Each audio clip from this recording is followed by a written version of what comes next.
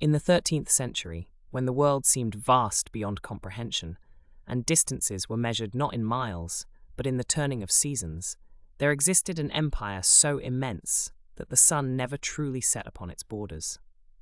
From the windswept steppes of Mongolia to the humid rice paddies of southern China, from the bustling markets of Baghdad to the ancient walls of Kiev, a single authority held dominion over lands that stretched across nearly a quarter of the Earth's surface. This was the Mongol Empire at its zenith, a dominion that encompassed more territory than any empire before or since, binding together civilizations that had never known of each other's existence under the rule of horsemen from the grasslands.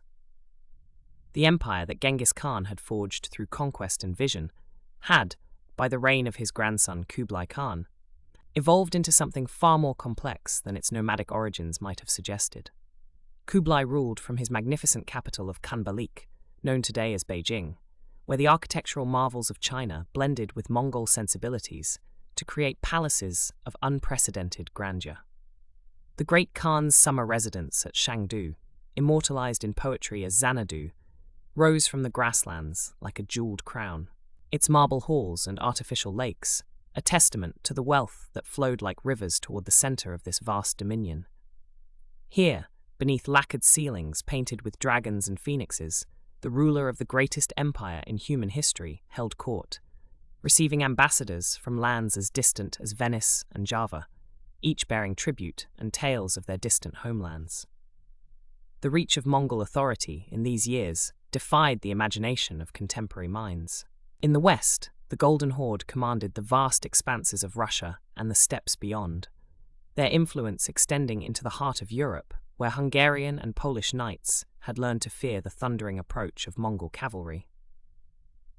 The Ilkhanate controlled Persia and much of the Middle East, transforming ancient cities like Isfahan and Tabriz into cosmopolitan centers where Persian scholars debated philosophy with Chinese engineers and Arab astronomers shared their calculations with Mongol administrators. Meanwhile, in Central Asia, the Chagatai Khanate governed the crucial trade routes that connected east and west, their caravanserais sheltering merchants whose pack trains carried silk from China, spices from India, and silver from the mines of Afghanistan across distances that spanned continents. Under Kublai Khan's rule, China itself had been transformed into the beating heart of a transcontinental empire. The Yuan dynasty, as the Mongols styled their rule over the Middle Kingdom, brought unprecedented prosperity to lands that had known centuries of division and warfare. The Grand Canal, that ancient waterway connecting the fertile south with the imperial north, carried endless streams of rice barges and tribute boats, their holds heavy with the wealth of provinces that stretched from the tropical borders of Vietnam to the frozen valleys of Tibet.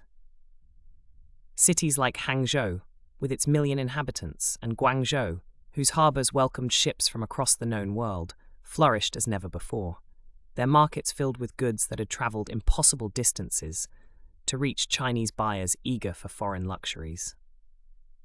The sophistication of Mongol administration, at its peak, rivaled that of any civilization in history.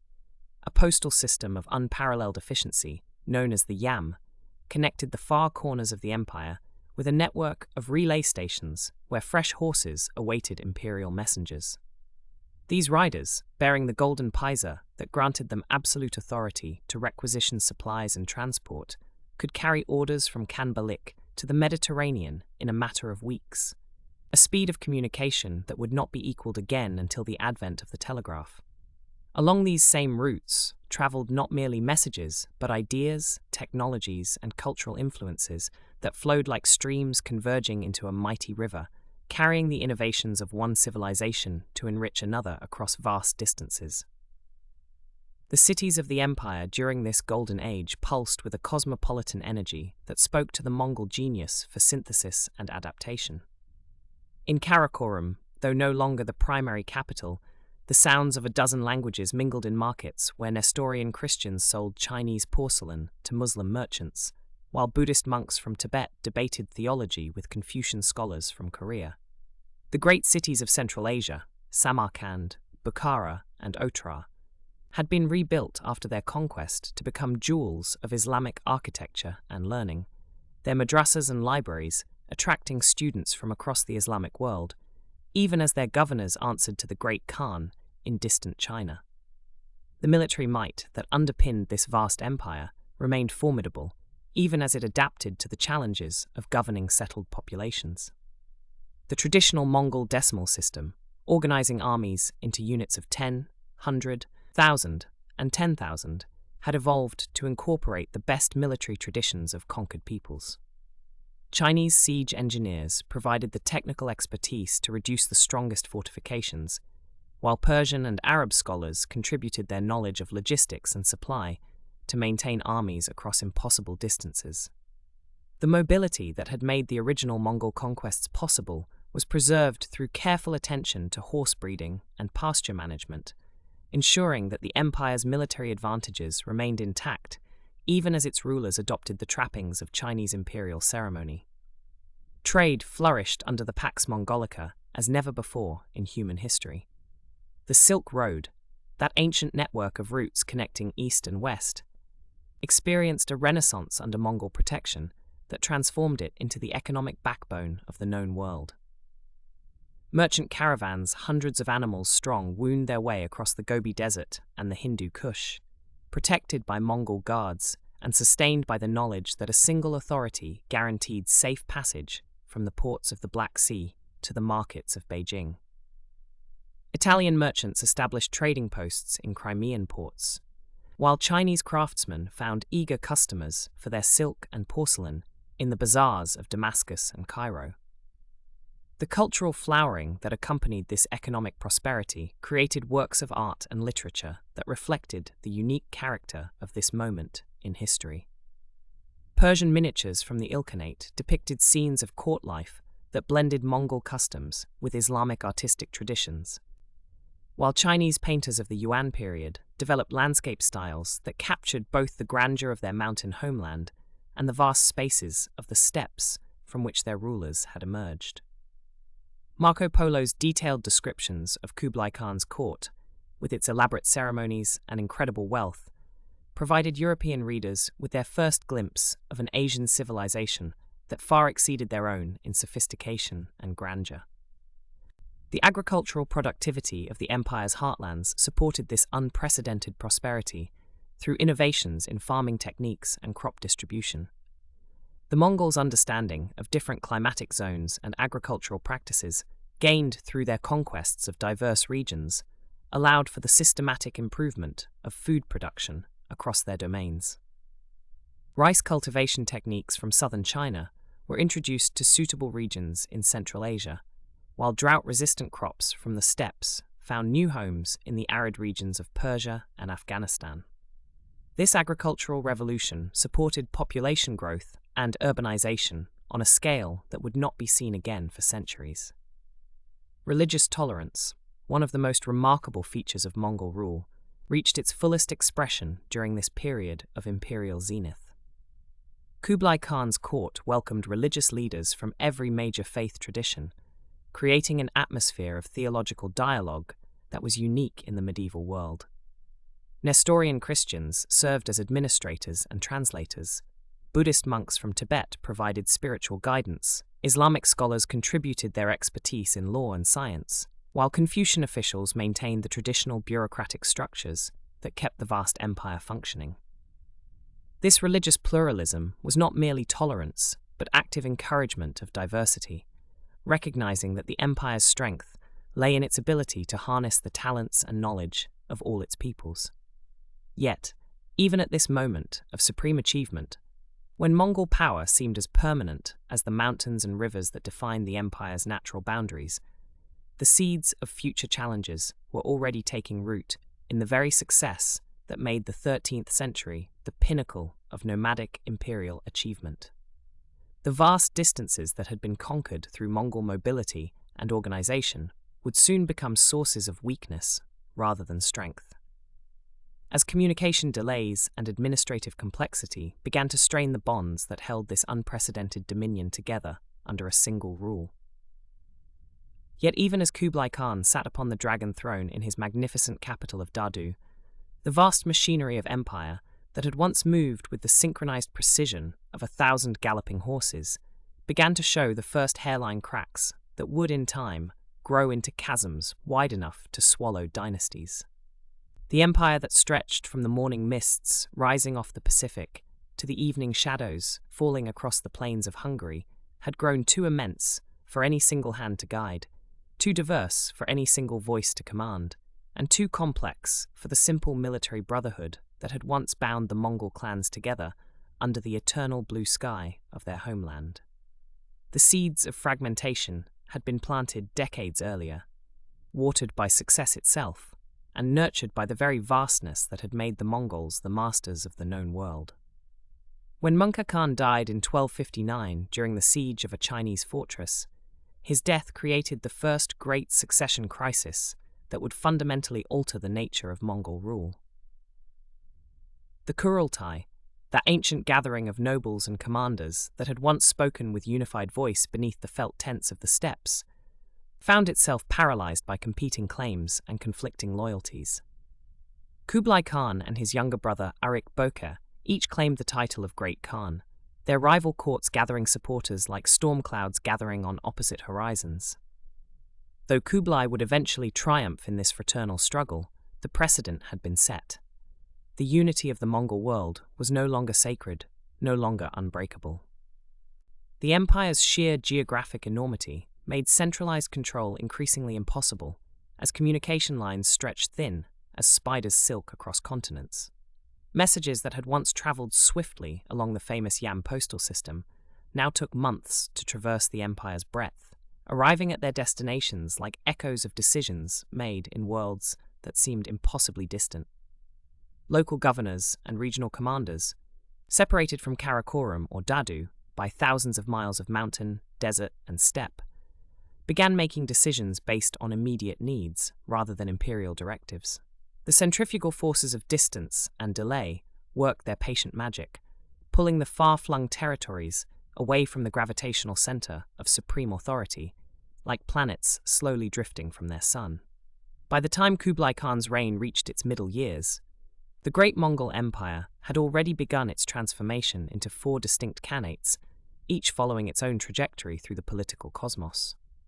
In the west, the Golden Horde had established itself as master of the Russian principalities and the vast grasslands north of the Black Sea, their capital at Sarai becoming a glittering center of trade and Islamic culture that owed increasingly nominal allegiance to the Great Khan in distant China. The Khans of the Golden Horde, descendants of Jochi, Genghis Khan's eldest son, had found their own rhythm of conquest and administration, collecting tribute from Russian princes who traveled hundreds of miles to kneel in their ornate courts, speaking languages and following customs that would have seemed foreign to the original Mongol warriors. Further south and west, the Ilkhanate had carved its domain from the ancient lands of Persia, Mesopotamia, and Anatolia, establishing a capital at Tabriz that became renowned throughout the Islamic world for its magnificent palaces and learned scholars. The Ilkhans, though still maintaining the fiction of submission to the Great Khan, governed territories where Persian was spoken in the courts, where Islamic law held sway over vast populations, and where the architectural marvels of ancient civilizations provided the backdrop for a distinctly Middle Eastern variety of Mongol rule. These descendants of Hulagu Khan presided over lands where the great libraries of Baghdad had once stood, where the irrigation systems of ancient Mesopotamia still channeled life-giving waters through desert valleys, and where the cultural synthesis between Mongol administrative efficiency and Persian literary sophistication created something entirely new under the sun.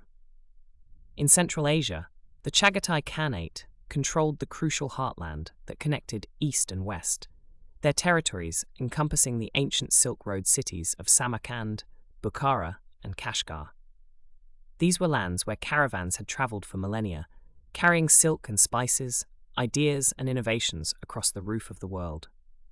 The Chagatai Khans found themselves governing a realm where settled agricultural communities existed alongside nomadic pastoralists, where Buddhist monasteries shared the horizon with Islamic madrasas, and where the practical demands of facilitating trade often took precedence over the abstract notion of imperial unity. The merchants who travelled these routes carried not only goods but also news, customs, and loyalties that increasingly reflected regional rather than empire-wide interests. Meanwhile, Kublai Khan's own Yuan dynasty in China and Mongolia represented the fourth great division of Mongol power, arguably the most magnificent, but also the most isolated from its western cousins. The Mongol court in Dadu had become something that would have been nearly unrecognizable to Genghis Khan, a sophisticated Chinese imperial establishment where Mongol nobles wore silk robes, participated in Confucian ceremonies, and governed through a bureaucracy that had been perfected over centuries of Chinese statecraft.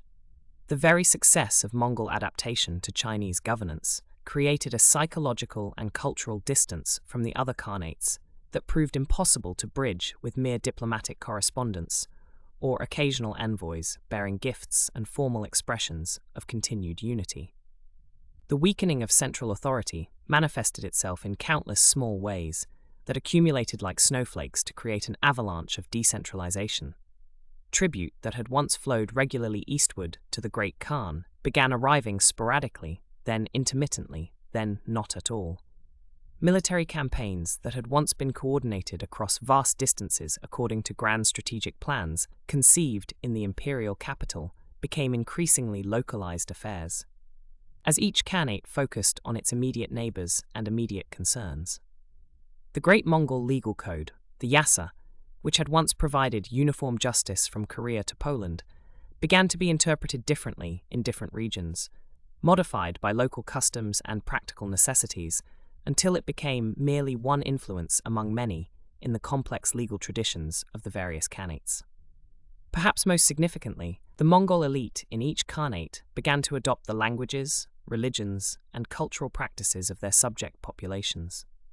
In the Golden Horde, many Mongol nobles converted to Islam and began speaking Turkic languages as naturally as they had once spoken Mongolian.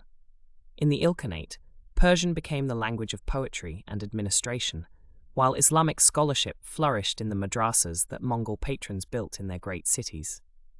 Even in China, Mongol aristocrats found themselves drawn into the sophisticated world of Chinese literature, philosophy, and artistic expression, their children growing up more comfortable with Chinese brushstrokes than with Mongolian bows. This cultural adaptation, while demonstrating the remarkable flexibility and pragmatism that had always characterized Mongol rule, simultaneously eroded the shared identity that had once bound the empire together. The Mongol prince, educated in Persian poetry and Islamic theology, had increasingly little in common with his cousin, trained in Chinese classics and Buddhist philosophy, and still less with the distant relative who ruled Russian principalities from a court where Orthodox Christianity provided the cultural context for governance. The empire that had once spoken with a single voice now conversed in a babel of languages, worshipped through a multitude of faiths, and pursued divergent visions of what it meant to rule and be ruled. As the 13th century drew to its close, the four khanates maintained the formal fiction of unity, while pursuing increasingly independent policies that sometimes brought them into direct conflict with one another. The Golden Horde and the Ilkhanate found themselves on opposite sides of disputes in the Caucasus, their armies clashing in battles that would have been unthinkable when Mongol unity was more than mere diplomatic courtesy. Trade disputes arose between the Chagatai Khanate and the Yuan dynasty, their resolution requiring complex negotiations that resembled international diplomacy more than the internal administration of a unified empire. The transformation was so gradual, so organic, that no single moment marked the end of the unified Mongol Empire and the beginning of its fragmented successor states. Like the slow changing of seasons on the vast steppes where the Mongol story had begun, the empire's division into four separate khanates happened with an inevitability that seemed natural in retrospect, though it had been almost unimaginable during the days of Genghis Khan's thunderous conquests. The greatest empire in human history had not collapsed in dramatic fashion, but had rather evolved, adapted, and ultimately transcended its original form, leaving behind successor states that would continue to shape the world for centuries to come. As the vast Mongol realm fractured into its constituent khanates, each fragment began to drift along currents, entirely separate from the others. And nowhere was this transformation more profound than in the realm that Kublai Khan had carved from the ancient heart of China. The Yuan dynasty, established in 1271, represented perhaps the most ambitious attempt by any Mongol ruler to synthesize the nomadic heritage of the steppes with the sophisticated administrative machinery of Chinese civilization. Yet this very ambition would ultimately dissolve the Mongol identity like salt in the endless waters of the Yellow River. In the early decades of Yuan rule, the Mongol character of the dynasty remained clearly visible, etched into the very architecture of government and society, like wind patterns carved into desert stone. Kublai Khan maintained the traditional Mongol emphasis on meritocracy over hereditary privilege, elevating talented individuals regardless of their ethnic background, while simultaneously preserving the sacred connection to Karakoram and the broader Mongol world. The imperial court spoke Mongolian, observed Mongol customs, and maintained the seasonal migrations that had defined steppe culture for countless generations, moving between summer and winter capitals in rhythms as ancient as the turning of the earth itself. Yet beneath this surface continuity, deeper currents of change were already beginning to flow, subtle at first, but growing stronger with each passing season. The sheer complexity of governing China's vast agricultural heartlands demanded administrative sophistication that exceeded even the Mongols' considerable organizational abilities, and Chinese bureaucrats, scholars, and administrators gradually became indispensable to the functioning of the state. These men brought with them not merely technical expertise, but entire worldviews, philosophical frameworks, and cultural assumptions that had been refined over millennia of Chinese civilization. Concepts that began to seep into Mongol consciousness like morning mist penetrating the walls of a yurt. The process of Sinicization unfolded with the inexorable patience of geological time, each generation of Mongol rulers finding themselves more deeply embedded in the intricate web of Chinese culture and custom. The second Yuan emperor, Timur Khan, though still maintaining connections to his Mongol heritage, began to adopt Chinese court ceremonies and administrative practices that would have seemed alien to his grandfather Kublai. The imperial palace increasingly resembled the traditional Chinese concept of the Forbidden City, with its elaborate hierarchies, ritual protocols, and symbolic architectures that placed the emperor at the center of a cosmic order fundamentally different from the egalitarian traditions of the steppes. Language became one of the most powerful agents of this cultural transformation, as subsequent generations of Mongol nobles found themselves more comfortable with Chinese than with their ancestral tongue. The elegant brushstrokes of Chinese calligraphy gradually replaced the angular script of Mongolian documents, and with this shift in written expression came subtle but profound changes in thought patterns and cultural identity. Chinese literature, philosophy, and poetry began to influence Mongol intellectual life, introducing concepts of harmony, balance, and cyclical time that differed markedly from the linear, conquest-oriented worldview that had propelled their ancestors across the steppes. The imperial court's relationship with traditional Chinese festivals and ceremonies marked another significant milestone in this gradual transformation.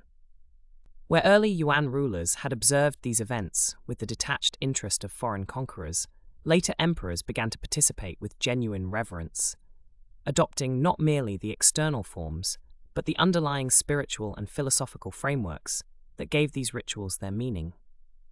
The celebration of Chinese New Year, the veneration of Confucian sages, and the elaborate ceremonies surrounding agricultural seasons gradually became integral parts of imperial identity, each observance drawing the Mongol rulers further from their nomadic roots. Religious syncretism accelerated this cultural blending, as Mongol shamanism encountered the sophisticated theological systems of Buddhism, Confucianism, and Taoism. The traditional Mongol reverence for the eternal blue sky began to merge with Chinese concepts of the mandate of heaven, creating hybrid belief systems that retained the form of Mongol spirituality while adopting the substance of Chinese religious thought. Tibetan Buddhism, which had already gained significant influence among the Mongols, provided a bridge between these worldviews, But even this synthesis gradually acquired distinctly Chinese characteristics as it adapted to the cultural environment of the Yuan court. The economic foundations of the empire reflected this same gradual transformation, as the Mongol emphasis on trade and commerce slowly gave way to the traditional Chinese agricultural model. The Yuan dynasty's later rulers became increasingly focused on rice production, irrigation systems, and the complex tax structures that sustained Chinese agricultural society, concerns that would have seemed abstract and irrelevant to their ancestors, who measured wealth in horses, herds, and the ability to move swiftly across vast distances. The Grand Canal, that magnificent feat of Chinese engineering, became more important to Yuan administration than the ancient trade routes that had once carried Mongol armies across continents. By the reign of Toghon Temür, the last Yuan emperor, the transformation was nearly complete. This ruler, though bearing a distinctly Mongol name, governed according to principles and practices that were fundamentally Chinese in character, surrounded by advisors who thought in Chinese philosophical categories and administered the realm according to bureaucratic traditions that stretched back to the Han dynasty. The seasonal migrations had ceased, the connection to Karakoram had withered, and the court spoke Chinese as naturally as their ancestors had spoken Mongolian around campfires on the windswept grasslands of Mongolia. The martial traditions that had once defined Mongol identity underwent perhaps the most dramatic transformation of all. Where their ancestors had lived in the saddle, moving with their herds across endless horizons and viewing warfare as a natural extension of nomadic life, the later Yuan rulers became increasingly sedentary. Their military forces, composed primarily of Chinese soldiers, trained in Chinese tactics, and equipped with Chinese weapons. The composite bow and swift cavalry charges that had terrorized medieval battlefields gave way to siege engines, gunpowder weapons, and the defensive strategies that characterized Chinese military thinking. This gradual erosion of Mongol military culture proved particularly devastating to imperial authority.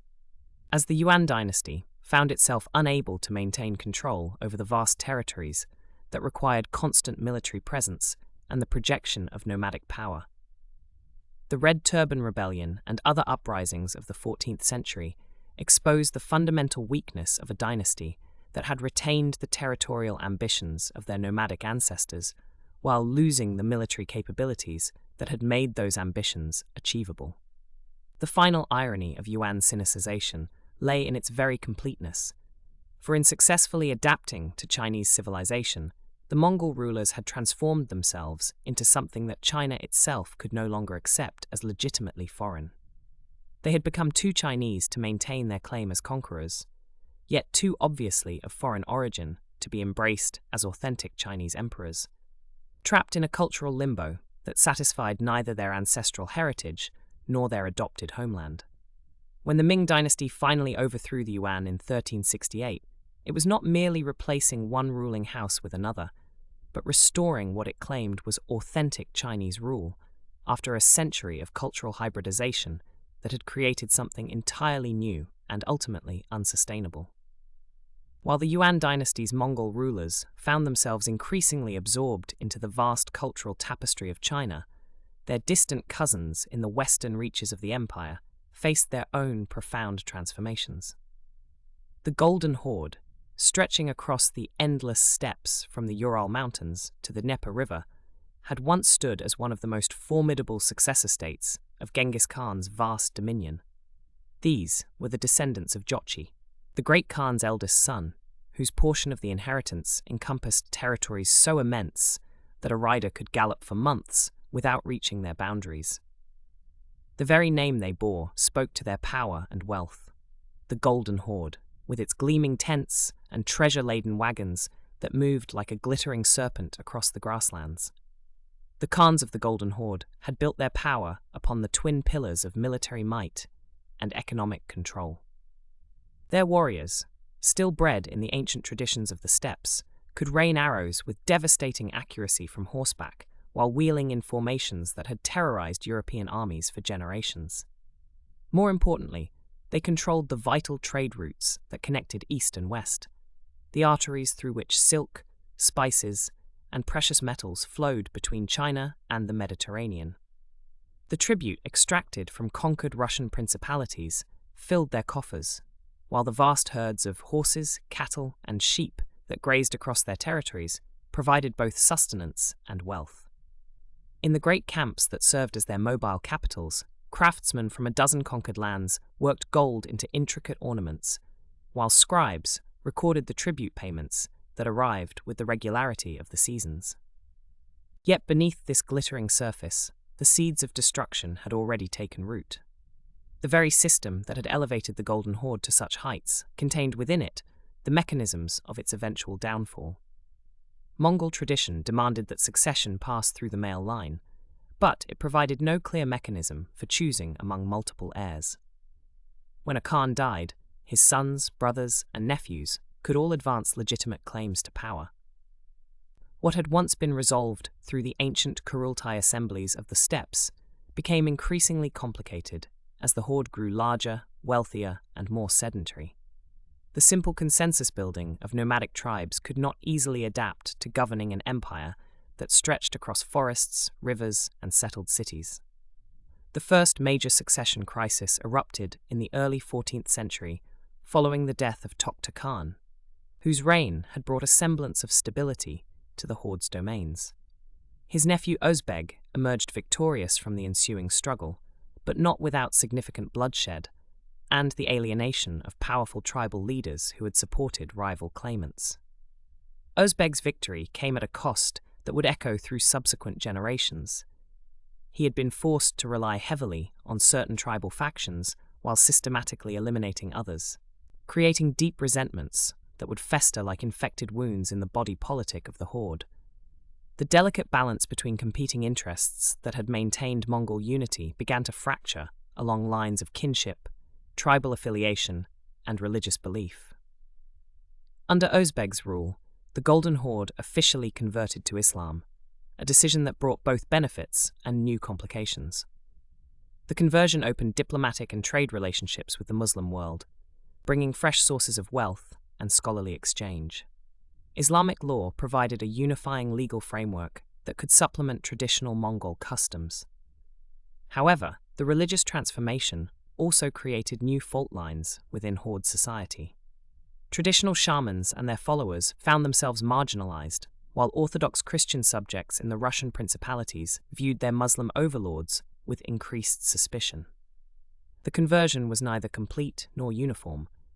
Many Mongols continued to practice their ancestral beliefs in private, creating a complex religious landscape where outward conformity masked deep divisions. The death of Özbeg in 1341 triggered the most devastating succession crisis in the Golden Horde's history. His son, Tini Beg, assumed power, only to be murdered within months by his brother, Jani Beg. This fratricide set a precedent that would haunt the horde for generations to come. Jani Beg's reign brought temporary stability, but his own death in 1357 unleashed what chroniclers would later call the Time of Troubles, a 20-year period during which more than 20 different Khans claimed power, most ruling for mere months before being overthrown or assassinated. The great camps that had once moved in stately procession across the steppes became armed encampments where rival claimants plotted against one another while their followers engaged in bloody skirmishes. The warfare that accompanied these succession disputes was unlike anything the Mongols had previously experienced. Traditional steppe conflicts had been swift affairs, resolved through decisive battles or the submission of weaker parties. The civil wars of the 14th century were grinding, attritional struggles that consumed the horde's military strength and economic resources. Rival Khans would retreat to different regions of their vast territory, establishing competing power bases and demanding tribute from the same subject populations. Russian princes learned to play these factions against one another, withholding tribute from weaker claimants while secretly negotiating with their rivals. The intricate system of political relationships that had maintained order across the horde's domains began to unravel as local commanders switched allegiances based on immediate advantage rather than traditional loyalty. The internecine warfare took its heaviest toll on the horde's most precious resource: its warrior class.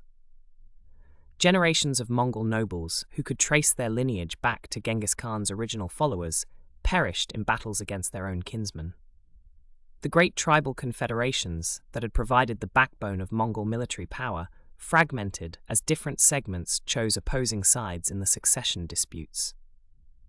Young men who should have been training in the traditional arts of horsemanship and archery instead found themselves thrust into desperate battles where survival mattered more than honor.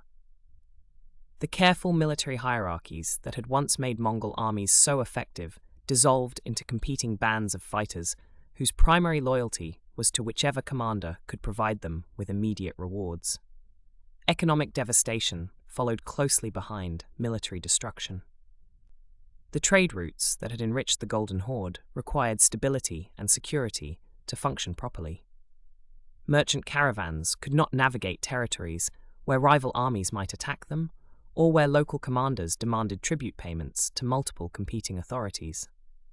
The great markets that had flourished in Horde cities began to wither as trade shifted to safer routes that bypassed the chaotic steppe lands altogether.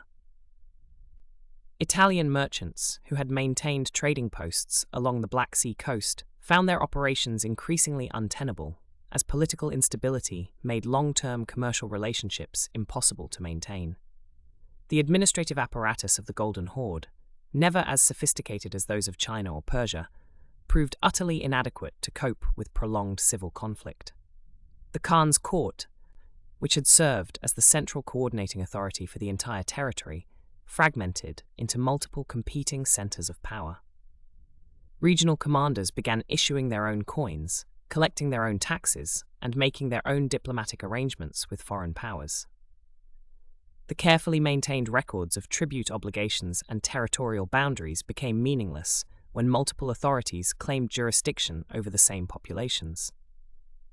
Local populations, whether Mongol herders or sedentary farmers, found themselves subjected to increasingly arbitrary demands from rival claimants who needed immediate resources to fund their military campaigns. The psychological impact of the succession crises proved as destructive as their material effects. The Mongols had built their identity around concepts of unity, discipline, and the divine mandate that had elevated Genghis Khan above all other rulers. The spectacle of Khans murdering their own brothers and cousins undermined these fundamental beliefs about legitimate authority. Traditional shamans and Muslim clerics alike struggled to provide religious justifications for the violence that consumed the ruling class. The great oral traditions that had preserved Mongol history and law became confused and contradictory as different factions promoted competing versions of legitimacy and proper succession. As the 14th century drew to a close, the Golden Horde had transformed from a unified imperial state into a collection of competing khanates, each controlling only a fraction of the territory that had once acknowledged a single ruler.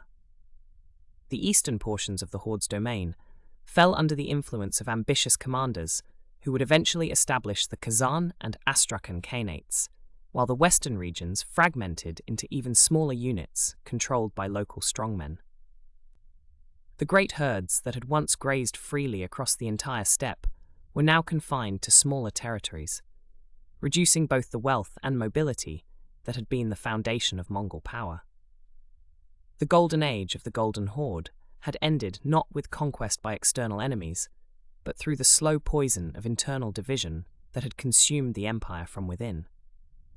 While the Golden Horde fractured under the weight of endless succession battles, far to the south, another branch of Genghis Khan's mighty tree faced its own profound metamorphosis. The Ilkhanate, stretching across the ancient lands of Persia and Mesopotamia, stood at the crossroads of civilizations, where the wind-swept steppes of Central Asia met the fertile river valleys that had nurtured human culture for millennia. Here, beneath the shadow of the Zagros Mountains and along the banks of the Tigris and Euphrates, the Mongol conquerors would undergo a transformation so complete that it would fundamentally alter not only their own identity, but the very fabric of the Islamic world they had come to rule. The Persian plateau, with its rose gardens of Isfahan and the azure domes of its ancient cities, had always possessed a peculiar power to absorb and transform its conquerors. From Alexander's Macedonians to the Arab armies of the 7th century, each wave of invaders had arrived as foreign warriors, only to find themselves gradually molded by the sophisticated culture they had subdued. The Mongols, those masters of the open sky and endless grasslands, would prove no exception to this ancient pattern. The very landscape seemed to whisper its influence. Terraced vineyards climbing hillsides like green staircases, bazaars filled with the scent of cardamom and saffron, and libraries where scholars bent over manuscripts illuminated with gold leaf and lapis lazuli.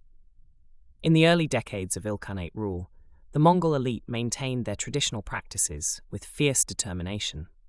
They erected their felt yurts in the courtyards of Persian palaces, refused the local cuisine in favor of fermented mare's milk and mutton, and continued to worship their ancestral sky god, Tengri, even as they governed Muslim populations. The Ilkhans themselves, descendants of Hulagu Khan, who had first established Mongol dominion over these lands, jealously guarded their steppe heritage, viewing their Persian subjects through the lens of conquerors who owed nothing to the conquered. Yet, the seeds of change had already been planted in the fertile soil of cultural interaction, germinating slowly but inexorably beneath the surface of political authority. The first subtle shifts appeared in the realm of administration and governance. The Mongols, despite their military prowess, lacked the sophisticated bureaucratic traditions necessary to manage the complex agricultural and commercial networks of Persia. Persian administrators, with their centuries of experience in tax collection, record-keeping, and legal procedures, gradually became indispensable to Mongol rule. These Persian bureaucrats brought with them not only their technical expertise, but also their cultural worldview, their architectural sensibilities, and their Islamic faith. Day by day, meeting by meeting, the Mongol court found itself increasingly surrounded by Persian advisors who conducted business in Persian, thought in Persian cultural categories, and subtly influenced policy through their deep understanding of local conditions and traditions. The transformation accelerated under the reign of Ghazan Khan, who ascended to the Ilkhanate throne in 1295, carrying within himself the accumulated cultural tensions of nearly half a century of Mongol rule in Persia. Unlike his predecessors, Ghazan had spent his entire life immersed in Persian society, speaking the language fluently and developing an appreciation for Persian art, poetry, and intellectual traditions that his grandfather Hulagu could never have imagined. The young Khan found himself torn between two worlds, the ancestral Mongol traditions that legitimized his rule, and the sophisticated Persian culture that increasingly shaped his daily experience and worldview. The moment of decisive transformation arrived not through military conquest or political decree, but through the quiet power of personal conviction. In 1295, Ghazan Khan publicly converted to Islam, taking the name Mahmud Ghazan, and fundamentally altering the religious and cultural trajectory of his realm. The conversion ceremony itself became a powerful symbol of transformation. The Khan prostrated himself not toward the eternal blue sky of the steppes, but toward Mecca, joining the vast community of Muslim believers that stretched from Spain to India. The implications rippled outward like waves from a stone dropped in still water, touching every aspect of court life, administrative practice, and cultural expression. With the Ilkhan's conversion came a cascade of changes that transformed the very character of Mongol rule in Persia. The court, which had once echoed with the guttural sounds of Mongolian conversation and the jingle of horse harness, now resonated with Arabic prayers and Persian poetry. Islamic festivals replaced traditional Mongol celebrations, and the lunar calendar of Islam supplanted the ancient reckoning of the steppes. Gradually, the distinctive Mongol costume gave way to Islamic robes, and the architectural preferences of the court shifted from portable felt structures to permanent buildings adorned with calligraphic inscriptions praising Allah rather than invoking the spirits of the grasslands. The transformation extended far beyond the superficial trappings of religious observance to encompass fundamental changes in legal and social structures. Islamic law, the Sharia, began to supplement and eventually replace many traditional Mongol legal customs, particularly in matters concerning trade, family relations, and religious observance. Persian and Arab scholars found themselves welcomed at court, their expertise in Islamic jurisprudence and theology, providing the intellectual framework for the Ilkhanites' new religious identity. Libraries that had once housed only Mongol chronicles and Chinese texts began acquiring Arabic manuscripts on theology, philosophy, and Islamic history, creating new centers of learning that blended Mongol patronage with Islamic scholarship. Perhaps most significantly, the conversion opened new channels of communication and cooperation with the broader Islamic world. The Ilkhanate, previously viewed with suspicion and hostility by Muslim rulers in Egypt and North Africa, now found itself part of the vast network of Islamic civilization. Diplomatic correspondence flowed more freely, trade relationships expanded, and scholars and artisans moved with greater ease between the Persian territories of the Ilkhanate and the Islamic centers of learning in Baghdad, Cairo, and Damascus. The Mongol rulers discovered that their new religious identity provided not only spiritual fulfillment, but also practical political advantages in governing their predominantly Muslim subjects. The architectural legacy of this transformation remains visible today in the monuments scattered across the former Ilkhanate territories. Mosques built during this period reveal the fascinating synthesis of Mongol patronage and Islamic aesthetics. Their towering minarets reaching toward heaven like the poles of celestial yurts, their interior spaces decorated with geometric patterns that echo both Chinese artistic traditions and Islamic mathematical principles. The famous Sultaniya Dome, constructed under Ghazan Khan's successor, stands as perhaps the most magnificent expression of this cultural fusion. Its massive brick structure, incorporating engineering techniques learned from Chinese architects, while serving the liturgical requirements of Islamic worship. The transformation of the Mongol elite inevitably influenced broader patterns of cultural and religious life throughout the Persian territories. Local populations, who had initially viewed their Mongol rulers with a mixture of fear and resentment, began to develop more complex relationships with their transformed overlords. Persian nobles found new opportunities for advancement within an Islamic court structure, while merchants discovered that the Ilkhan's conversion facilitated trade relationships throughout the Islamic world. Gradually, the sharp distinctions between conqueror and conquered began to blur as Mongol nobles intermarried with Persian families and adopted Persian cultural practices, creating a hybrid aristocracy that combined steppe warrior traditions with Persian courtly refinement. Yet this cultural transformation carried within itself the seeds of political fragmentation that would ultimately contribute to the Ilkhanate's dissolution. As the Mongol elite became increasingly Persianized and Islamized, they lost much of their connection to the broader Mongol imperial tradition that had originally legitimized their rule. The annual tribute payments to the Great Khan in distant China became increasingly meaningless to rulers who now defined their authority in Islamic terms and measured their success by Persian cultural standards. Regional governors, many of them now thoroughly integrated into local Persian society, began to assert greater autonomy from central authority, leading to the gradual breakdown of unified control that would characterize the Ilkhanate's final decades.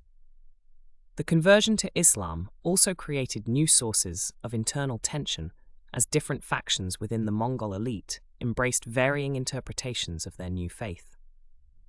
Some rulers favored the mystical traditions of Persian Sufism, finding in its emphasis on spiritual experience and poetic expression a bridge between their ancestral shamanic practices and their adopted Islamic beliefs. Others gravitated toward more orthodox Sunni interpretations of Islam, seeking to align themselves with the broader currents of Islamic scholarship and jurisprudence.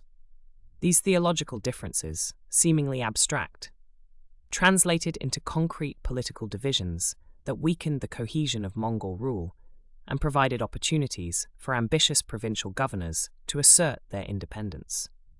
The final irony of the Ilkhanate's transformation lay in its very success at cultural adaptation. By becoming thoroughly Persian and Islamic, the Mongol rulers had solved the problem of governing their subjects, but had simultaneously undermined the unique advantages that had originally enabled their conquest and dominion. The spiritual connection to the eternal blue sky of the steppes, the military traditions forged in the harsh crucible of nomadic warfare, and the imperial vision that had once united the Mongol world under a single Khan.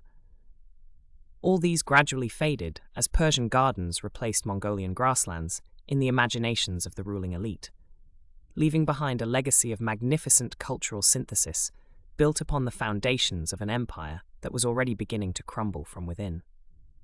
As the dust settled over the transformed landscapes of Persia, where the Ilkhanate had embraced the crescent moon and found new identity in Islamic faith, another great fragment of Genghis Khan's legacy was experiencing its own profound metamorphosis far to the northeast.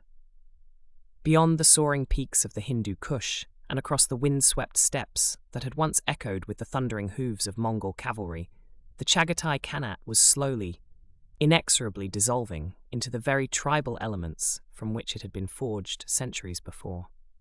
The vast expanse of Central Asia, stretching from the emerald valleys of Transoxiana to the stark beauty of the Tarim Basin, had long served as the beating heart of the Chagatai realm.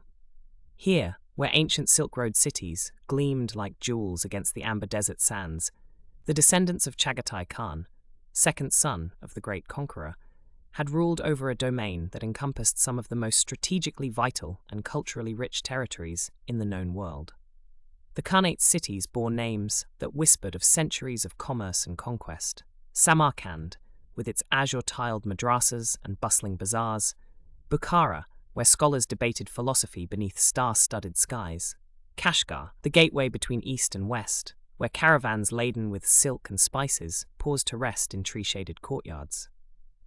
Yet by the dawn of the 14th century, the bonds that had held this sprawling realm together were beginning to fray, like ancient silk exposed to desert winds. The central authority that had once emanated from the Khan's court was weakening, its influence dissipating across the immense distances that separated the pastoral nomads of the steppes from the settled populations of the great oasis cities. Where once a single voice had commanded absolute obedience from the Caspian Sea to the borders of the Gobi Desert, now dozens of competing voices rose in cacophony, each claiming legitimacy, each asserting ancient rights, each gathering followers around banners that bore the symbols of increasingly localized ambitions. The transformation began subtly, almost imperceptibly, in the way that great changes often do. Local governors, appointed to administer distant provinces, began to delay their reports to the central court. Tax revenues that should have flowed toward the Khan's treasury instead remained in regional strongholds, ostensibly for local defense, but increasingly for local aggrandizement. Military commanders who had once moved their troops according to imperial decree began to make decisions based on immediate regional concerns, their loyalty shifting gradually from the abstract concept of empire to the more tangible reality of tribal solidarity and personal survival. The steppes themselves seemed to whisper of older ways, older allegiances that predated the great unification under Genghis Khan. Here, beneath skies so vast they appeared to curve at the edges of vision, nomadic tribes remembered genealogies that stretched back through generations uncounted. The Mongol conquest had overlaid these ancient tribal structures with the architecture of empire, but it had never entirely erased them. Like water seeping through cracks in a great dam, the old loyalties began to reassert themselves wherever the imperial cement had weakened or worn thin. Tribal elders who had bent the knee to Chagatai Khans for generations began to gather in secret councils beneath felt-walled yurts, their conversations carried away by winds that swept unimpeded across thousands of miles of grassland. They spoke in voices grown cautious with age and experience, discussing matters that had once been unthinkable: the weakness of the current Khan, the corruption of his court, the possibility that the time had come to reclaim their ancestral independence. Their words were measured and careful, but beneath the diplomatic language lay currents of ambition and resentment that had been building for decades. The cities, too, began to chart their own courses through the increasingly turbulent waters of political uncertainty. Merchant princes, who had grown wealthy, facilitating trade between East and West, found themselves calculating the costs and benefits of various allegiances with the same careful precision they applied to commercial ventures. The great trading houses that had once looked to the Khan's court for protection and privilege began to hedge their bets, establishing relationships with multiple potential successors, contributing to the treasuries of rising strongmen who might prove more reliable protectors than distant imperial authority. In Samarkand, where Timur would later rise to carve his own bloody path across the region, local power brokers gathered in lamp-lit chambers to discuss the changing political landscape. Their conversations flowed like honey, sweet with possibility, but sticky with the complexity of competing interests. Each faction possessed its own vision of the future, its own claims to legitimacy, its own network of supporters, stretching across the trade routes that connected Central Asia to the wider world. The magnificent buildings that surrounded them, monuments to centuries of cultural synthesis between nomadic and settled peoples, seemed to stand as silent witnesses to the fragmentation of the political order that had created them. As the 14th century progressed, what had once been a unified khanate began to resemble a patchwork quilt of competing authorities, each square representing a different tribal confederation, city-state, or regional strongman. The Balas tribe, from which Timur himself would emerge, controlled territories around Sharisabz and Kesh. The Duglat clan dominated the eastern regions, their influence extending deep into the Tarim Basin, where ancient Buddhist monasteries crumbled slowly beneath the relentless accumulation of desert sand. Other tribal groups, the Argun, the Jalayir, the Soldus, carved out their own spheres of influence, their boundaries as fluid as the seasonal migrations that had shaped steppe politics for millennia. The process of dissolution was accelerated by the religious and cultural tensions that had long simmered beneath the surface of Chagatai society. The western portions of the Khanate had gradually embraced Islam, their populations finding in the faith not only spiritual guidance, but also commercial advantages in dealing with Muslim traders from Persia, Mesopotamia, and beyond. Yet in the eastern regions, closer to the ancestral Mongol heartlands, older shamanistic traditions persisted alongside Buddhist influences that had filtered eastward along the Silk Road. These religious differences became political fault lines along which the Khanate ultimately fractured, with each faction claiming divine sanction for its particular vision of legitimate authority. The Khans themselves, descendants of Chagatai, but increasingly distant from the source of their legitimacy, found their authority challenged not only by external rivals, but by the very nature of the political system they had inherited. The Mongol tradition of shared inheritance, which had served to spread Genghis Khan's legacy across the known world, now worked against political unity, as each prince, each descendant, each claimant to noble blood could point to genealogical justifications for independence. The royal family tree, once a source of strength, had grown so vast and tangled that it could no longer support the weight of unified governance. By the middle of the 14th century, the Chagatai Khanate existed more in memory than in reality. Its western regions had been absorbed into the expanding influence of the Golden Horde and other neighboring powers, while its eastern territories had fragmented into a constellation of independent city-states and tribal confederations. The great trade routes that had once been protected by unified imperial authority now required merchants to negotiate safe passage with dozens of different rulers, each demanding tribute, each offering protection only within their own limited sphere of control. Yet even as the political structure of the Khanate dissolved, its cultural legacy persisted in ways both subtle and profound. The Persian language, which had served as the administrative tongue of the empire, continued to flourish in the courts of successor states. The architectural styles that had emerged from the synthesis of nomadic and settled traditions continued to influence the construction of mosques, madrasas, and palaces throughout the region. The legal and administrative practices that had been refined over decades of imperial governance provided templates for the emerging local rulers, even as they adapted these systems to serve their own more limited ambitions. The dissolution of the Chagatai Khanate thus represented more than simply the collapse of another political entity. It marked the end of an era in which vast territories could be held together by the personal authority of a single ruler, backed by the military superiority of nomadic cavalry. The age of gunpowder was dawning, bringing with it new forms of warfare that would favor settled populations with their capacity for manufacturing and sustained logistics over the traditional mobility of steppe nomads. The world was changing, and with it, the very foundations upon which the Mongol Empire had been built were shifting like sand dunes, reshaped by persistent desert winds. The fragmentation that consumed the Chagatai Khanate was but one manifestation of a deeper transformation, spreading like slow-moving water through the vast territories once united under Mongol rule.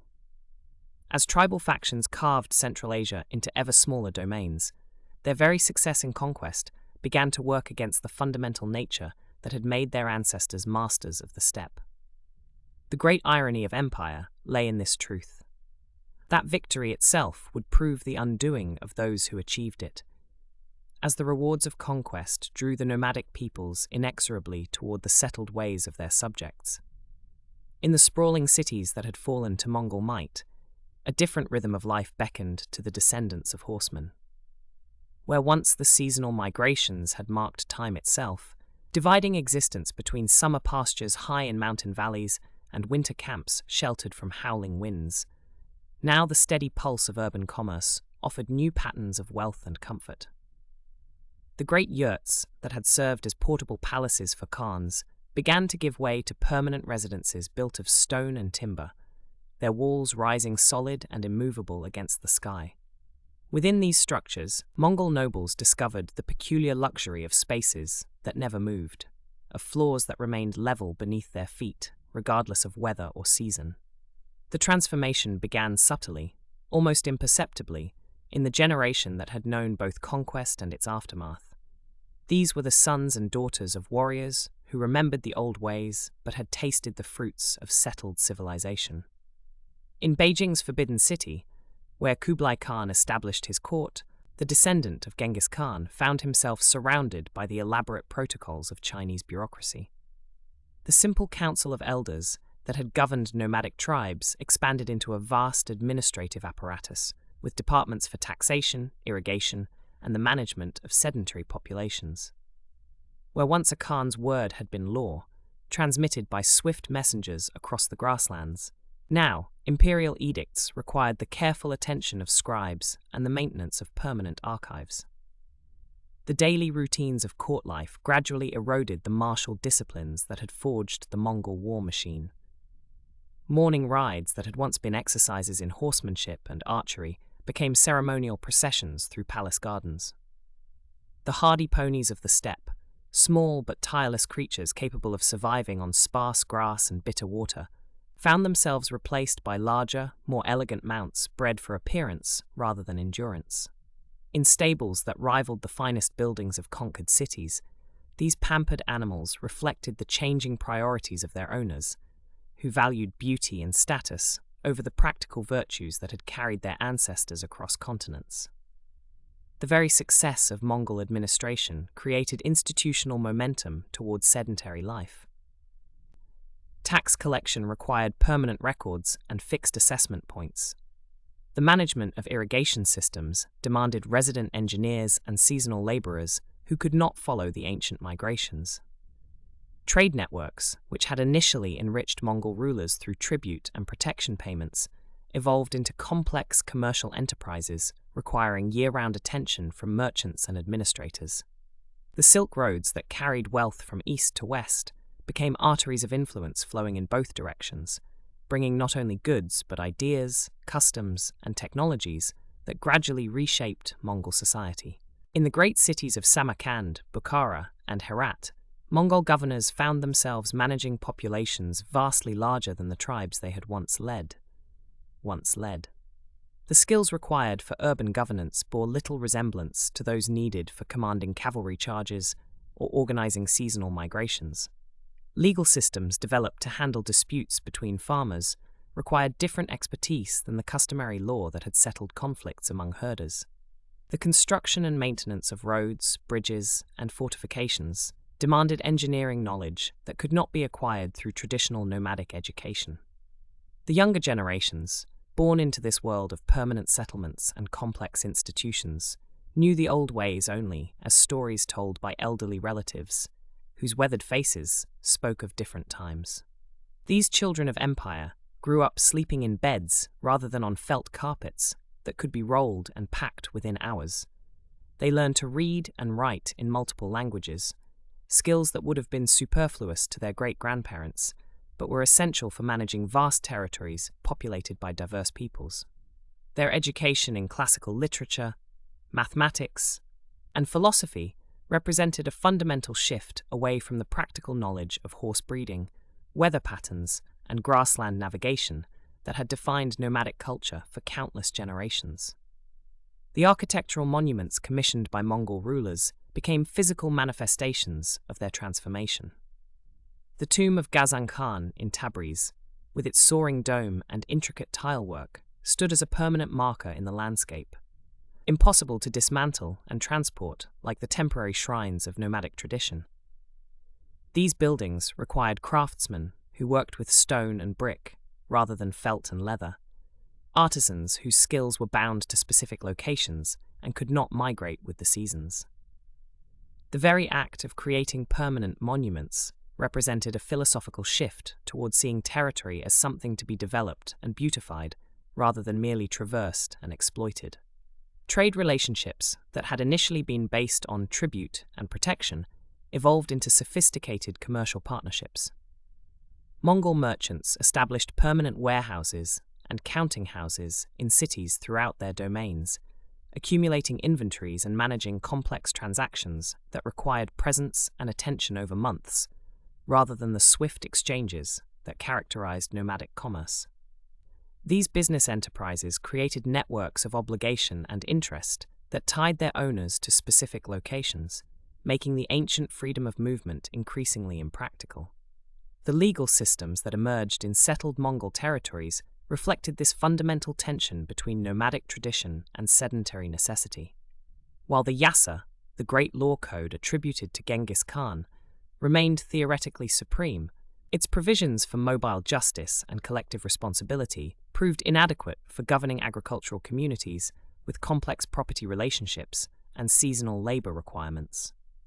Local administrators found themselves borrowing extensively from Chinese, Persian, and Islamic legal traditions, creating hybrid systems that worked for their settled subjects but had little relevance to traditional nomadic life. Religious practices, too, began to reflect the influence of permanent settlement.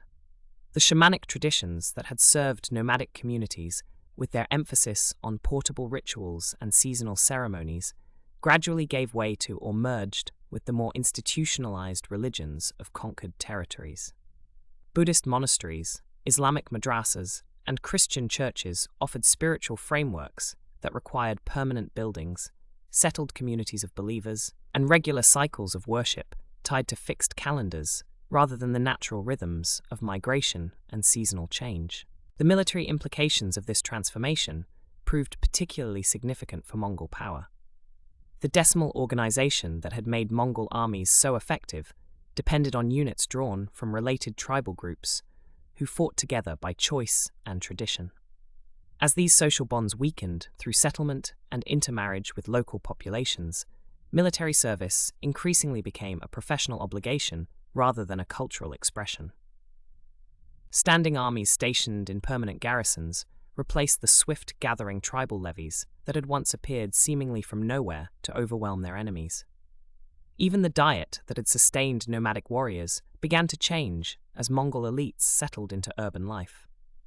The simple fare of mare's milk, dried meat, and whatever game could be hunted on the march gave way to elaborate cuisines that required permanent kitchens, specialized cooks, and ingredients that could only be obtained through settled agriculture or long-distance trade. The physical hardiness that had enabled Mongol soldiers to endure incredible privation while maintaining their fighting effectiveness gradually softened under the influence of regular meals and comfortable accommodations. By the end of the 13th century, many Mongol territories had become indistinguishable from the civilizations they had conquered. Their rulers governing through bureaucratic institutions rather than personal charisma and tribal loyalty. The great empire that had been forged through the mobility, adaptability, and martial prowess of nomadic peoples found itself increasingly dependent on the very systems of settled governance it had once overwhelmed through superior organization and military technique. As the Mongol nobility settled deeper into the comforts of palace life, abandoning their ancestral saddles for silk cushions and their felt tents for marble halls, forces beyond their immediate awareness were stirring across the vast territories they claimed as their own. The gradual transformation from nomadic warriors to sedentary rulers had not gone unnoticed by the conquered peoples, who watched with growing awareness as their overlords became increasingly distant from the fierce horsemen who had once thundered across their lands. In the southern reaches of the empire, where the Yellow River wound through ancient valleys and terraced fields stretched toward distant mountains, a different kind of power was beginning to coalesce. The Chinese territories under Mongol rule had never fully submitted in spirit, though their bodies had bent beneath the yoke of conquest. In the monasteries hidden among mist-shrouded peaks, Buddhist monks continued their patient copying of ancient texts, preserving not merely words, but the essence of a civilization that predated the Mongol arrival by millennia. In the villages where rice paddies reflected the changing seasons, farmers whispered stories of previous dynasties, of times when Chinese emperors had ruled with the mandate of heaven, when the natural order had been respected and maintained. These whispers, carried by traveling merchants and wandering scholars, began to weave themselves into something more substantial than mere nostalgia. The resurgence of Chinese consciousness manifested first not in great battles or dramatic proclamations, but in the quiet persistence of cultural practices that the Mongols had never quite managed to suppress. Confucian scholars, who had initially been relegated to minor administrative roles, began to reassert their influence as the Mongol rulers found themselves increasingly dependent on Chinese expertise to govern their vast sedentary populations. The examination system, that ancient method of selecting officials based on literary and philosophical merit rather than martial prowess, slowly crept back into prominence as the practical needs of administration overwhelmed nomadic traditions of leadership through personal charisma and military achievement. In the great cities of the south, where silk workshops hummed with constant activity and the aroma of tea and spices filled narrow streets, a new generation of Chinese intellectuals was coming of age. These scholars and merchants had known only Mongol rule, yet they carried within them the inherited memories of their ancestors, stories of golden ages when Chinese culture had flourished under native dynasties. They began to articulate a vision of renewal that drew upon both ancient traditions and contemporary realities, crafting arguments that portrayed Mongol rule not as a permanent condition, but as a temporary aberration in the natural flow of Chinese history. The economic transformation of China under the late Yuan dynasty created conditions that would prove favorable to this cultural resurgence. As trade flourished along the Silk Road and maritime routes expanded southward toward Southeast Asia, Chinese merchants accumulated wealth and influence that gradually translated into political power. The Mongol preference for foreign administrators, Persians, Central Asians, and other non-Chinese officials had initially served to prevent the formation of a unified Chinese opposition. But as generations passed and intermarriage increased, the distinction between foreign and native became increasingly blurred and ultimately irrelevant in the face of shared economic interests and cultural adaptation.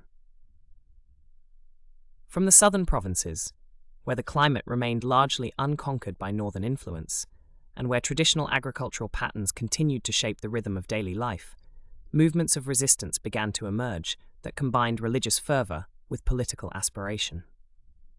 The White Lotus Society, drawing upon Buddhist teachings and folk traditions, offered both spiritual solace and organizational structure to those who found themselves displaced by the economic and social changes accompanying Mongol rule. These societies operated through networks of temples and local associations, creating channels of communication that stretched across vast distances and social boundaries.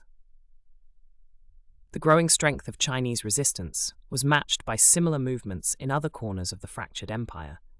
In the Western territories, where Islamic culture had deep roots and where the memory of pre-Mongol Islamic states remained vivid, local leaders began to assert increasing independence from distant Mongol overlords.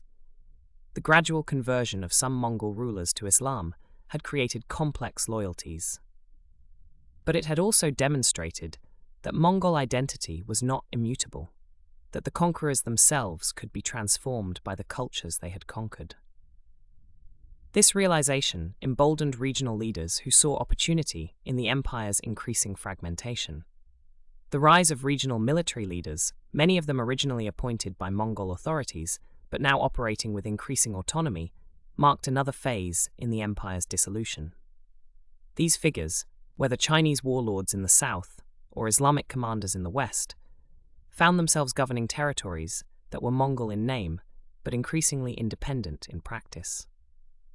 The vast distances that had once been the empire's strength, allowing rapid movement of nomadic armies across seemingly impossible terrain, now became a weakness as communication broke down, and central authority proved unable to maintain effective control over distant provinces.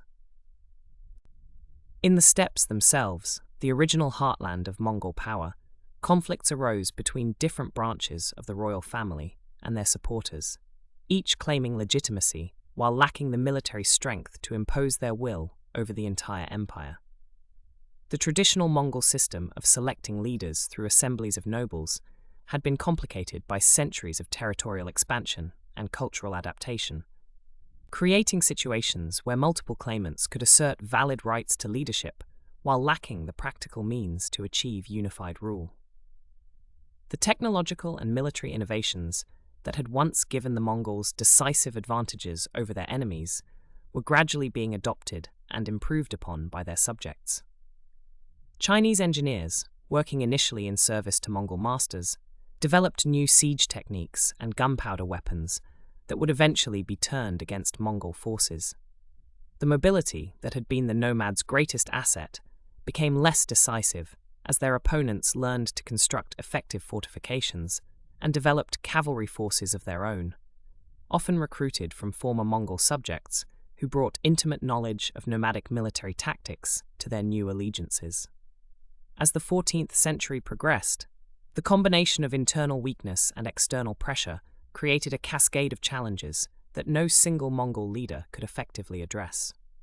The empire that had once seemed as permanent as the mountains and as endless as the sky began to fragment into competing kingdoms and autonomous regions, each pursuing its own interests while maintaining only nominal allegiance to distant Mongol overlords. The great experiment in world empire, built on the mobility and military genius of nomadic horsemen, found itself overwhelmed by the very complexity and diversity that its success had created, unable to adapt quickly enough to meet the multiplying challenges of governing settled populations who had never forgotten their own dreams of independence and renewal. The economic foundations that had sustained the Mongol Empire for generations began to crumble like ancient mortar between weathered stones. Each crack spreading wider as the great trade networks that once pulsed with life across continents grew silent and still.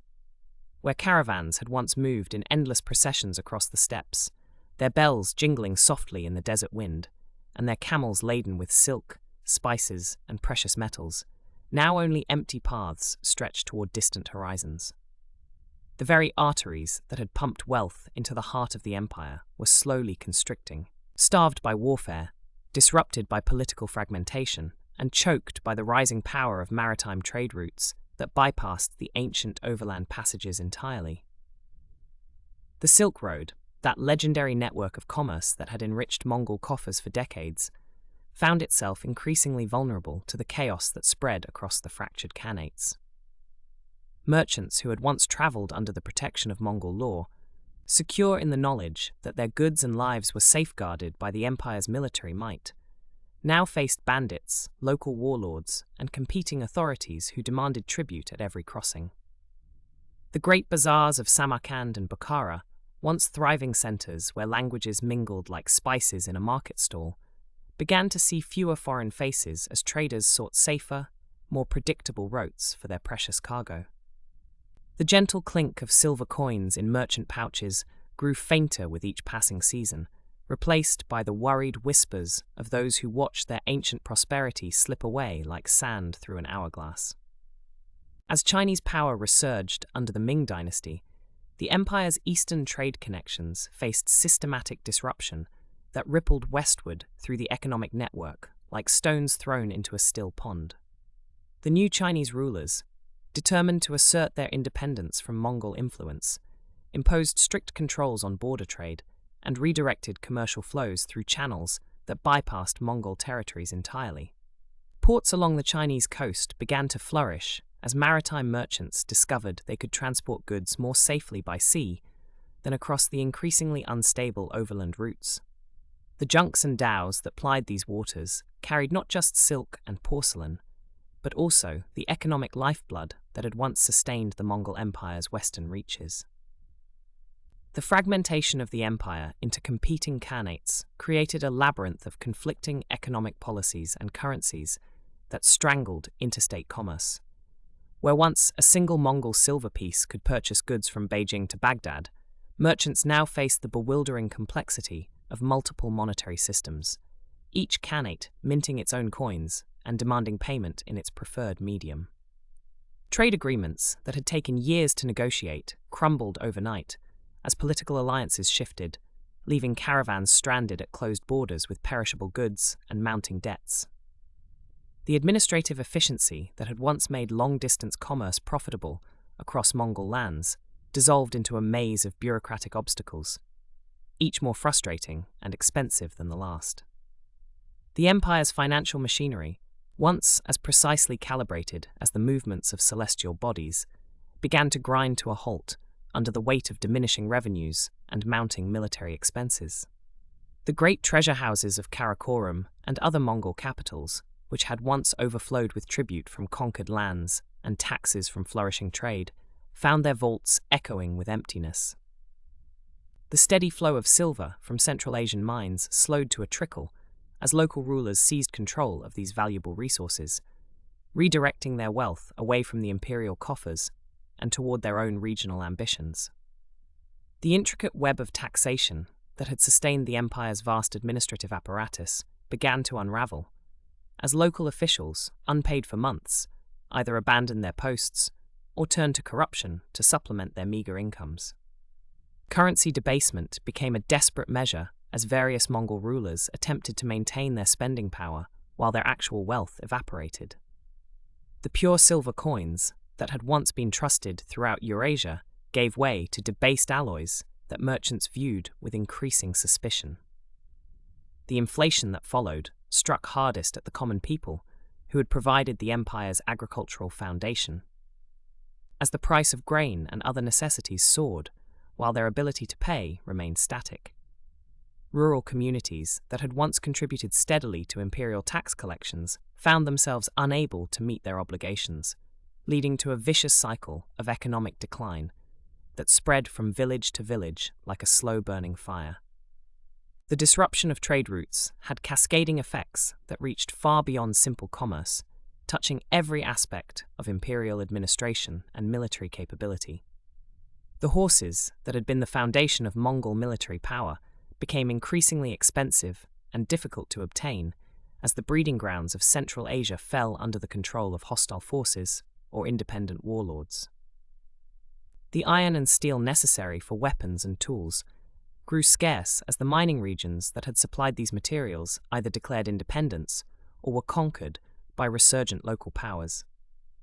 Even the basic supplies needed to maintain the empire's courier system, that remarkable network of communication that had once connected distant provinces in a matter of weeks, became prohibitively costly as the economic foundation that supported it crumbled away. Regional autonomy accelerated as local governors and military commanders, faced with dwindling support from the central government, began to rely increasingly on their own resources and initiative.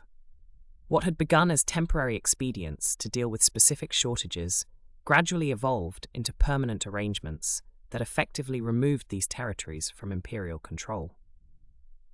Local taxes that had once flowed to Karakorum were retained to fund regional military forces and administrative systems, creating de facto independence even where formal declarations had not been made. The empire's carefully maintained balance between central authority and local autonomy tipped irreversibly toward fragmentation as economic necessity overwhelmed political loyalty. The maritime revolution that was transforming global commerce passed the Mongol Empire by like a great tide that left landlocked territories stranded on dry beaches. While Portuguese and Arab navigators opened new sea routes that connected Europe directly with Asia, bypassing the traditional overland passages entirely, the Mongol territories found themselves increasingly marginalized from the new patterns of international trade. The great ports of the Indian Ocean and Mediterranean Sea flourished as goods that had once traveled for months across dangerous mountain passes and desert wastes could now be transported more safely and cheaply by ship. The technological advantages that had once made the Mongol Empire the most efficient means of moving goods across Eurasia became obsolete almost overnight, as surely as the cavalry charge had been superseded by gunpowder weapons. The empire's financial collapse accelerated as the costs of maintaining vast territories exceeded the diminishing returns they provided.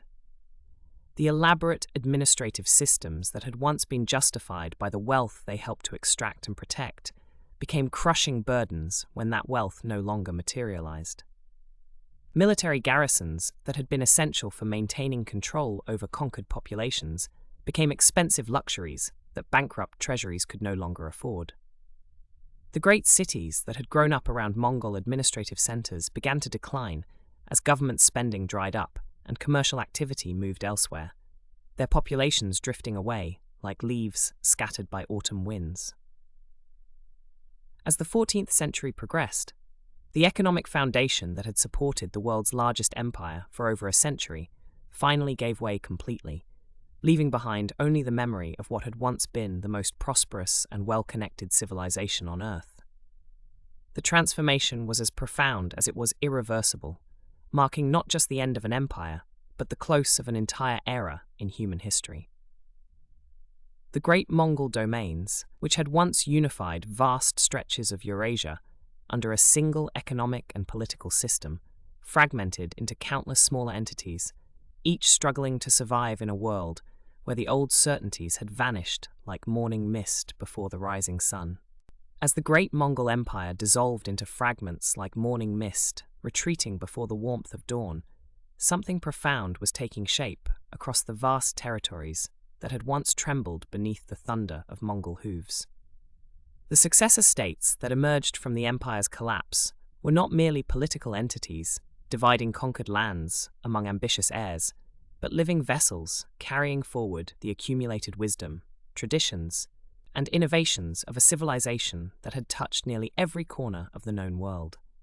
In the Yuan dynasty's ornate palaces in China, the Khanates' gardens of Persia, the Golden Horde's steppes of Russia, and the Chagatai Khanates' oasis cities along the Silk Road, the Mongol legacy transformed itself, adapting to local customs while preserving the essential spirit of a people who had once united disparate worlds under a single tent of sky.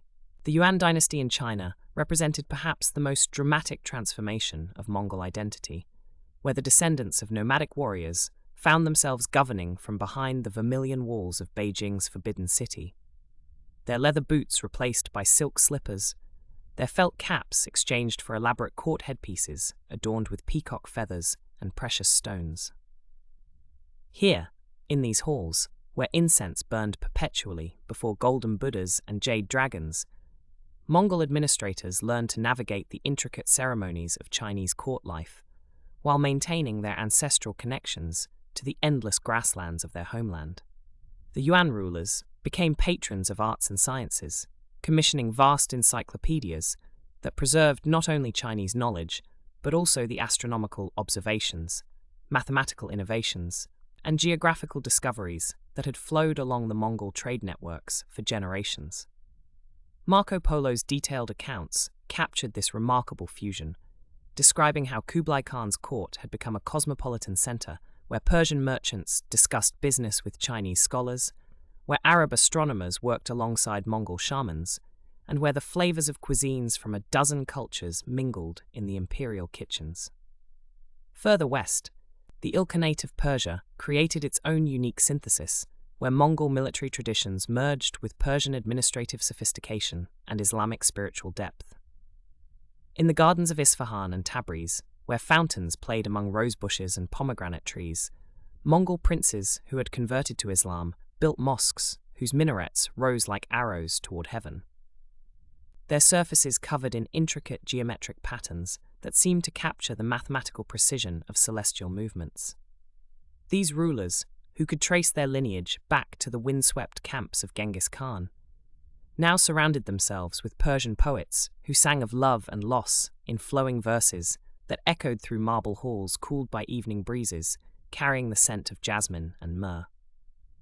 The Ilkhanate became a bridge between worlds, where the artistic traditions of China met the philosophical schools of Baghdad, where silk textiles bore patterns inspired by both Mongol shamanic symbols and Islamic calligraphy, creating works of beauty that spoke to the universal human longing for harmony and meaning. The Golden Horde, stretching across the vast steppes of Russia and the Caucasus, maintained perhaps the strongest connection to traditional Mongol ways of life. Yet even here, profound changes were taking place as the Khans gradually adopted Islam and began to engage more deeply with the sedentary peoples under their rule. In the cities of Sarai and Karakorum, where wooden buildings with carved eaves sheltered merchants from the harsh winds that swept across the grasslands, Mongol nobles, who still practiced the ancient art of falconry and felt most at home in the saddle, nevertheless learned to appreciate the theological debates of Islamic scholars and the mathematical precision of Persian accountants. The Golden Horde's influence on Russian culture proved particularly enduring, as Mongol administrative practices, military techniques, and even vocabulary became woven into the fabric of Muscovite society, creating a hybrid civilization that would eventually give birth to the Russian Empire. In Central Asia, the Chagatai Khanate preserved the memory of the Silk Road's golden age, even as that great artery of trade gradually shifted toward maritime routes that would reshape global commerce.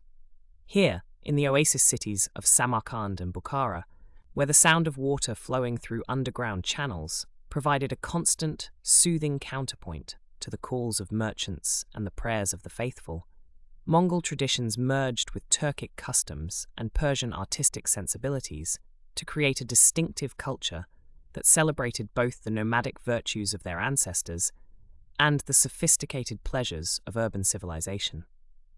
The bazaars of these cities, shaded by canvas awnings that filtered the harsh desert sun into patterns of gold and amber light, became repositories of knowledge where astronomical instruments, crafted by Muslim scholars, lay beside shamanic drums decorated with symbols representing the four directions of the world.